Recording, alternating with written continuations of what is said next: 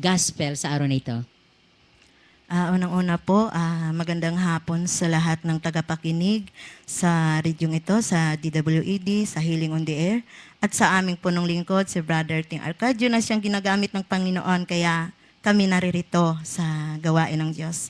At sa Nabotas chapter po, aming overall coordinator, Sir Office Sayat, hanggang hapon po, nag-intercessory po sila ngayon, wala ako dyan, kasi nandito po kami sa radio. At sa Puting Bato Group po, hindi ko na po sila isa-isahin. Binabati ko po kayong lahat dyan, yung mga kasama ko hindi nakasama. Pagpalain tayong lahat ng Panginoon. At ang aming kapatid na nagpababati, Sir Marilo Salvador na sa ibang bansa, sa Spain. Kapatid, maraming salamat sa patuloy mong pagtulong. Si Aurea Odarbi po, na patuloy kayong pagpalain ng Panginoon para patuloy kayong makatulong sa gawain ng Diyos. Yun. Maraming salamat po, Sister Early. So, napakaganda po ng mensahe ng Panginoon ngayon na kung saan patuloy itinuturo ng Panginoon sa atin kung ano pala talagang pinakamahalagang utos. So, bilang tao, marami tayong sinusunod, no? Pero hindi ho natin natutupad ito. Kung minsan, mapagpaimbabaw lamang. So, yung mensahe ngayon ng Panginoon, nagpapatunay lamang po na ang pinakamahalagang utos pala ay yung pag-ibig sa Diyos at sa kapwa. So, dalawa lang po, no? Pero kung minsan di natin ito nagagawa. So, sa buhay ko po, napakahirap isa buhay ito bilang isang tao na makasalanan. Pero sabi ng Diyos, bago ka pala makalapit sa Kanya at madama mo yung Kanyang pag-ibig, kailangan palang pagsisihan pala muna natin yung kasalanan. Kaya ganun po yung aking nadama. Pinagsisihan ko po muna yung kasalanan ko, kaya nadama ko yung pag-ibig ng Diyos, kaya kahit saan, nakakaganap tayo na may katapatan sa Panginoon. Kasi mahirap pong sumunod sa Diyos kung walang pag-ibig. Madaling kumilos, pero wala po sa loob, hindi po epektibo.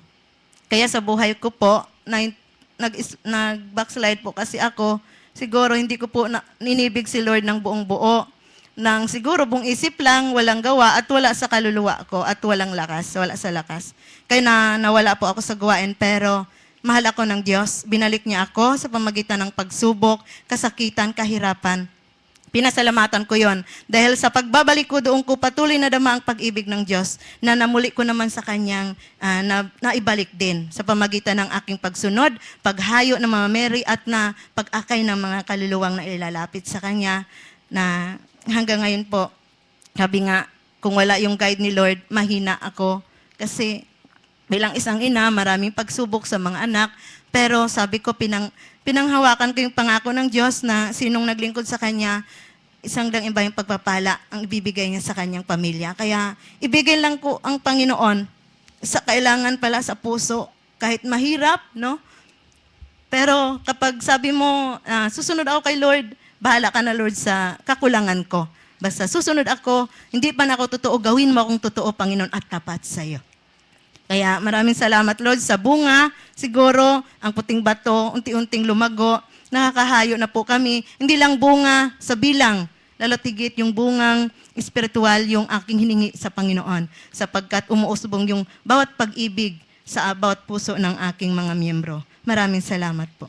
Praise the Lord. Hallelujah, no? At hindi niyo po napakinggan yung kanyang pagpupuri ni Sister Merly kung saan siya nanggaling, no, na buhay. At ngayon, eto na po ang kanyang buhay. At alam ko mga kapatid, ano, marami po sa ating mga mananampalataya, lalo tibigit ba bilang isang Catholic. No, yung pagbibigay natin, no, si Sister Merlin, sa totoo lang dati pag tayo nagsisimba, 'di ba? Pag nag-sign of the cross na sa harap ng banal na ng altar, sasabihin na, ay nagsimba na siya. Amen, ano?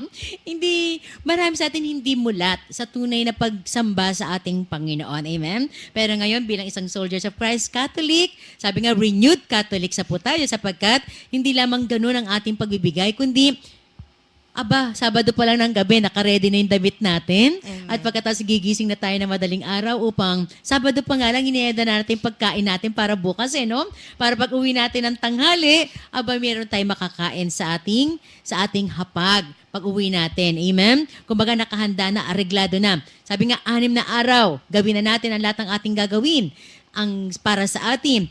Ngunit ang ikapitong araw, lalo tigit ang araw ng pamamahinga, ay dapat natin ibigay tanging kay Lord lang upang talagang madama ng Diyos na talaga nating iniibig siya ng buong isip, buong puso, buong kaluluwa at buo nating lakas. Kumbaga, gabi pa lang iniisip mo natin, naku, nandun ako sa gawain ni Lord. Ito na yung damit ko, nakabarong ako, nakaputi ako, nakapalda ako bilang isang babae. Amen? Maayos, malinis. Amen? At talaga excited, may baon tayo, may tubig tayo, sapagkat yung oras na binibigay natin ay mahaba kesa dati na nag-sign off the cross na akala niya natin ay nagsimba na po tayo.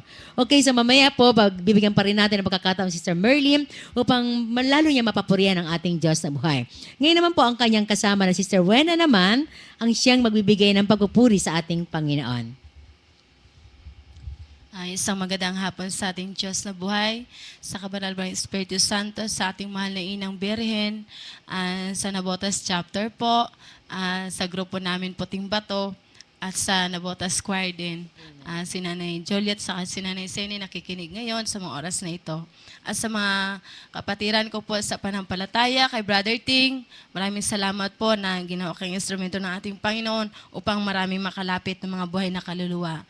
At sa iyo din po, Sister Early, isang mapagpalang hapon din po kay Brother June. Sa lahat din po ng mga members and soldiers of Christ, magandang hapon po. Dito po sa ating mensahe, talagang napakaganda po dahil at maraming salamat din sa Diyos dahil niloob niya na makasama ako dito. Amen. Salamat sa Diyos at hindi pala ang kalooban ko ang masunod, kundi ang kalooban ng Diyos. Kaya pinupurihan ko ang ating Panginoon. Amen. Dito po sa ating mensahe, napaloob po ito 10 utos. Ginawa na lang ng 2 ng ating Panginoon. Pero sa normal na tao po, ang hirap po.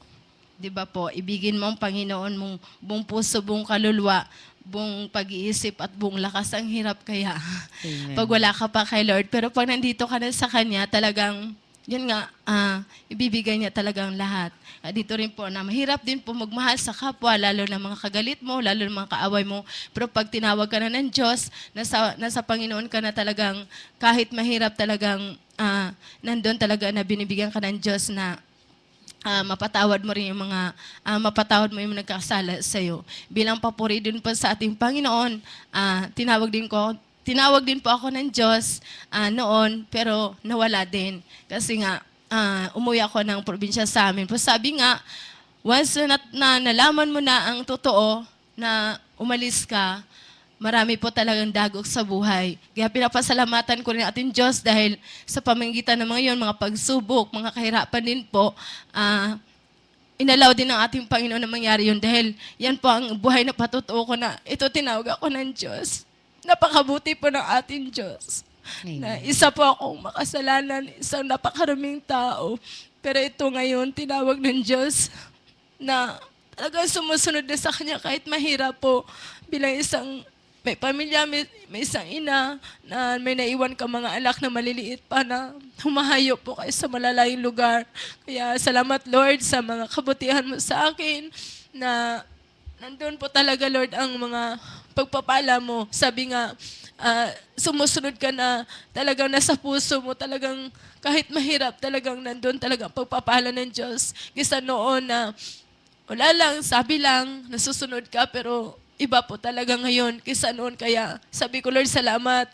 Kahit mahirap kami, pero ibang hirap po kasi nakilala ko ng Diyos kaysa noon na mahirap, lalo pa po naghihirap. Kaya pinapasalamat ang ating Panginoon na napakabuti niya sa akin sa kabila ng, yun nga po, lahat naman tayo nagkakasala, lahat tayo makasalanan, walang matuwid, pero kanya-kanyang pagtawag po ng ating Panginoon. Tinawag ako ng Diyos, pinakyatan niya ako ng malay na at doon ako nagpatuloy na sumunod sa Kanya. Sa pamagitan po yun, marami din po inalaw din ng Panginoon na yun nga, 3 kong anak, sila bali 4 talaga nagkasakit. Yun po ang pagsubok sa akin na talaga inalaw ng Panginoon na mangyari yun. Nagkasakit ang aking mga anak sa sakit na hepa. Una, sinunod-sunod po sila sa pamagitan po ng God Sealing.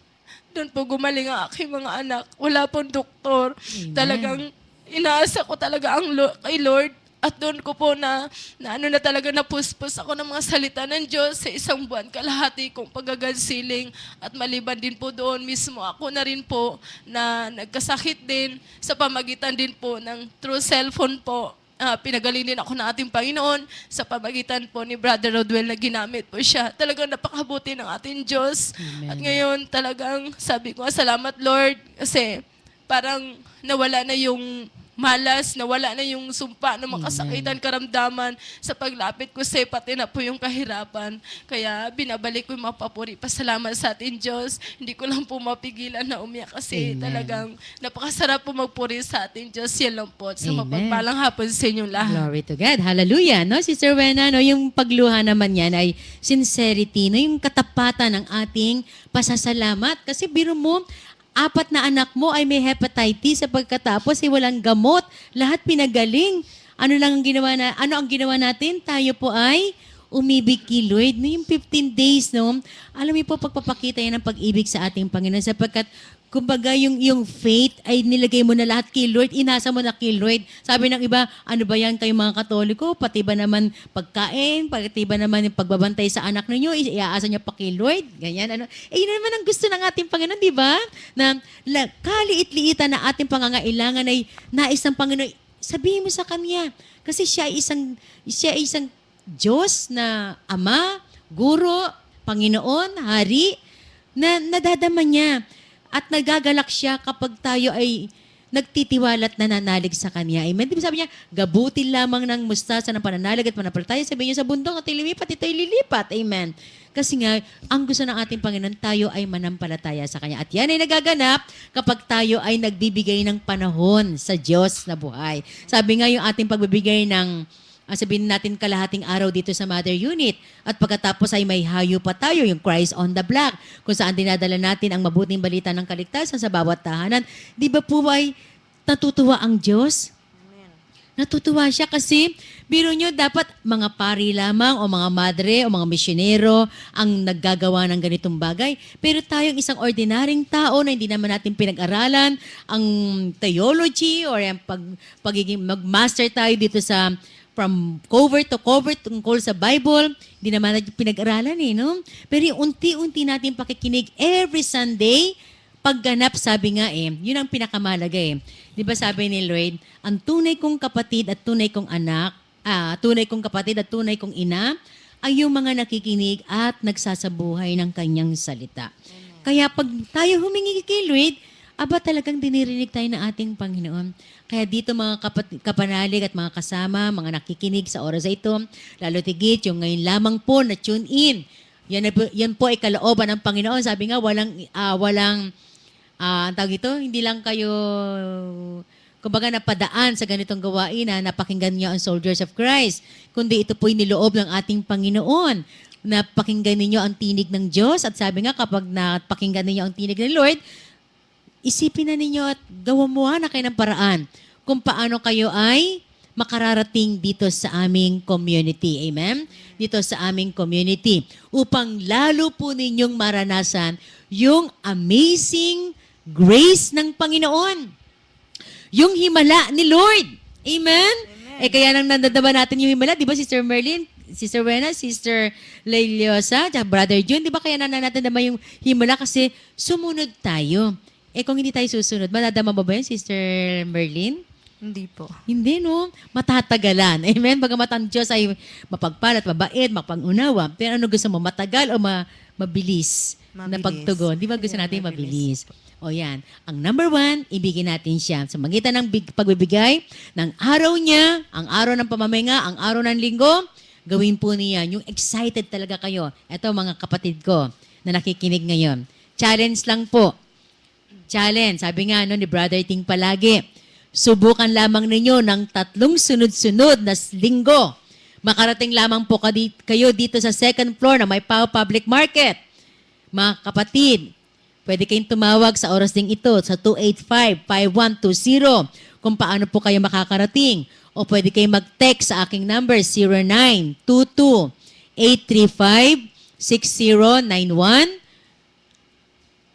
Tatanungin niyo kung paano ang pagpunta rito. Kayo po ay aming tutugunin at subukan po ninyo